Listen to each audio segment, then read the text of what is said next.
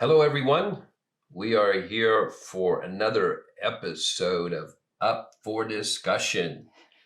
And we have... I'm laughing because he doesn't usually do the intros, it's and true. he didn't sound real sure of what program we're doing. But you're doing great. Keep going. I've already interrupted you. And it's definitely a hot topic on Up for Discussion. We're going to talk about Christian nationalism.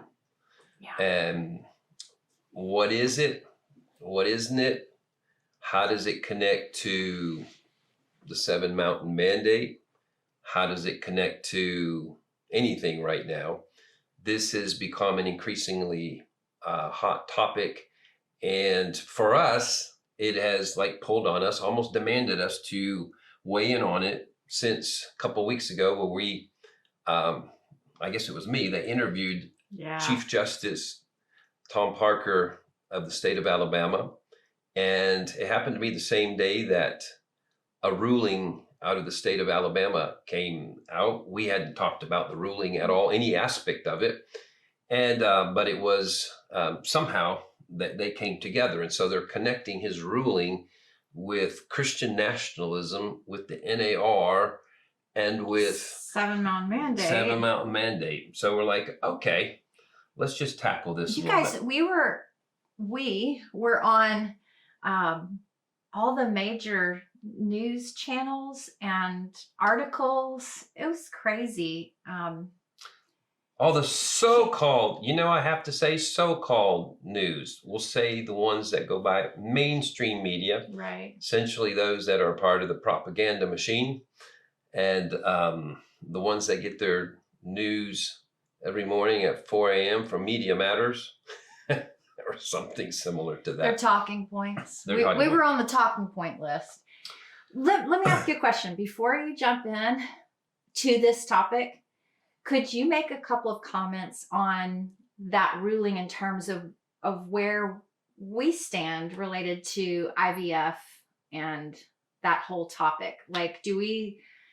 I'll set you up. Do you think that we just want to destroy all chances for women to be able to use in vitro fertilization to have children when they can't otherwise? This is what's so exciting about when we interact. This is the wife God gave me. We had zero conversation that this could have any chance of being in this. This is not how even verbally we agreed to anything. But we're going to do it. We're going to do it. When she's onto something, she's onto something. So IVF, in vitro fertilization, essentially, we're going to do the short. Yes. Quick comment. I think I did an extended on maybe a program a week or two ago on Elijah Streams. I might have done longer. But essentially the ruling that Chief Justice Parker was heavily a part and writing a lot of the thinking behind it. I think it went 8-1 pro it in the Supreme Court of the state of Alabama. Is the simple ruling is this, that a fertilized embryo is a person. And so people are still trying to figure out the repercussions of that. Does that mean he was against in vitro fertilization? IVF is what some people are Christians against it. Neither one of those is true. Well, I'm not saying no Christians are against it. You can't say anything about no Christians, 50,000 denominations. But the ruling is powerful in its ramifications because the ruling does say that once an embryo has been fertilized, it is a person and must be protected as life.